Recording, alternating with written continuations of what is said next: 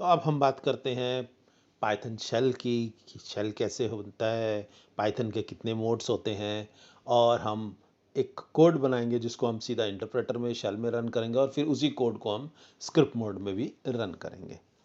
तो सबसे पहले तो हम सीखते हैं कि पाइथन एग्जीक्यूशन कैसे होना है। अब मैं इसको विंडोज़ में जो है वो कैसे रन करते हैं वो दिखाता हूँ। यहाँ पे just go to the command prompt and run as administrator. तो जब आप इसको रन करेंगे तो आपको ये जो है वो CMD में ले जाएगा, कमांड प्रॉम्प्ट पे ले जाएगा और कुछ इस तरह से आएगा। अब हमने पिछले वीडियो में देखा था कि हमने पाथ चेक किया था, अदरवाइज क्या है कि हमको उस स्पेसिफिक डायरेक्टरी में जाना पड़ता जहाँ पे होता। तो अभी हम यहाँ चेक कर लेते हैं कि यहाँ पाइथन है कि नहीं। मैं dir करता हूँ, तो dir इज ए कमांड जो डायरेक्टरी लिस्टिंग दिखा देती है। अब देखिए इसके अंदर पाइथन नहीं है। अब क्या है कि मैं यहीं से अगर पाइथन को रन करना चाहूँ तो मैं यहाँ पे सिंपल लिख दूंगा पाइथन। ये देखिए पाइथन लिखा, और सबसे पहले तो हम चेक करते हैं कि वर्जन कौन सा है। तो माइनस माइनस में वर्जन दे देता हूँ और एंटर प्रेस करते हैं, तो ये मेरे पास पाइथन का वर्जन आ गया एंड आई एम बैक। अब यहाँ पर मैं सिंपल जो है वो पाइथन रन कर देता हूँ। तो अगर मेरे को ये पाथ में इंक्लूडेड नहीं होता तो मेरे को उस डायरेक्टरी में जाना पड़ता। अब मैं क्या करता हूँ, पाइथन रन करता हूँ। जैसे ही मैं रन करूँगा I come to the Python prompt, तो ये मेरे पास पाइथन आ गया। अब इसको समझते हैं जरा। पाइथन प्रॉम्प्ट क्या है, इसको पाइथन शेल बोलते हैं।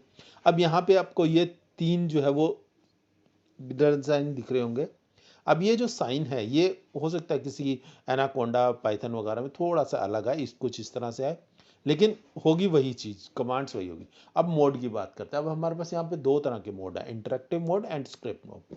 इंटरेक्टिव मोड क्या होता है, इंटरेक्टिव मोड में बेसिकली REPL जो है वो हम यूज़ करते हैं। What is REPL? REPL इज read eval print and loop. या हम कहते हैं कि हम जैसे कैलकुलेटर में करते हैं कि हम कुछ भी कमांड देते हैं फिर वो वापस आ गए फिर से हमसे पूछने लग जाता है, तो that is a basically interactive mode. तो क्या होता है, सिंपल सिंपल हम कमांड लिखते जाते हैं और वो वापस प्रॉम्प्ट जो है हमारे पास आता रहता है। जनरली जब हम कोडिंग करते हैं तो कोडिंग में क्या होता है कि हम एक एक करके लाइन लिखते हैं और फिर बाद में एग्जीक्यूट करते हैं, लेकिन इंटरेक्टिव मोड में ऐसा नहीं होता। और स्क्रिप्ट मोड जो अलग मोड है उसकी तरह नहीं है, यहाँ पे हमको सारी चीज़ें एक साथ नहीं एग्जीक्यूट होती, एक एक करके जो रन होती है। इसको एग्जांपल से देखते हैं। तो ये मेरे पास इंटरेक्टिव मोड है जिसमें प्रॉम्प्ट आ रहा है, और यहाँ पे स्क्रिप्ट मोड है जिसमें मैं पूरा का पूरा प्रोग्राम लिखता हूँ और बाद में उसको रन करता हूँ। अब ये रन कहाँ होता है, इसको रन करने के लिए we need a specific IDE। अगर हम स्क्रिप्ट मोड की बात करें तो व्हाट इज IDE?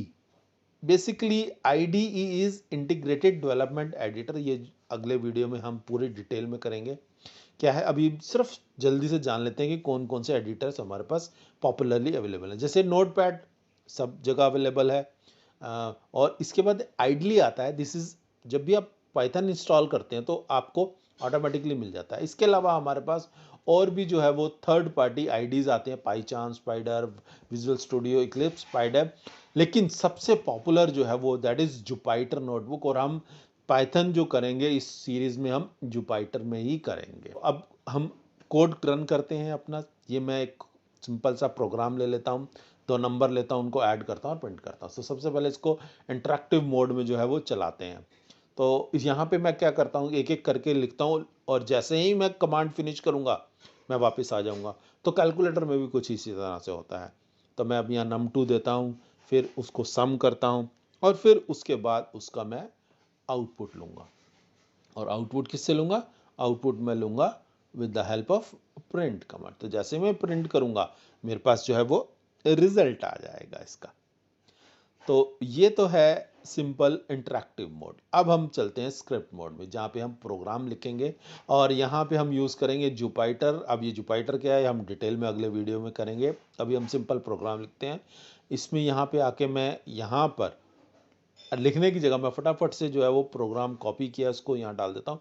लेकिन यहाँ पे एक चीज़ है कि यहाँ पे मैं दो लाइनों के बीच में जो है वो लिख सकता हूँ, जबकि इंटरेक्टिव में ऐसा नहीं था। इंटरेक्टिव में क्या है कि बस आप एक बार एंटर करेंगे वापस आ जाएंगे, लेकिन यहाँ पे हम उसमें बीच में जो है वो कुछ भी लिख सकते हैं। तो बस इसको रन करते हैं और जैसे रन किया मेरे पास आउटपुट आ गया। तो ये है मेरा दो तरीके से कि मैंने इंटरेक्टिव मोड में भी रन कर लिया और मैंने उसको स्क्रिप्ट मोड में भी रन कर लिया।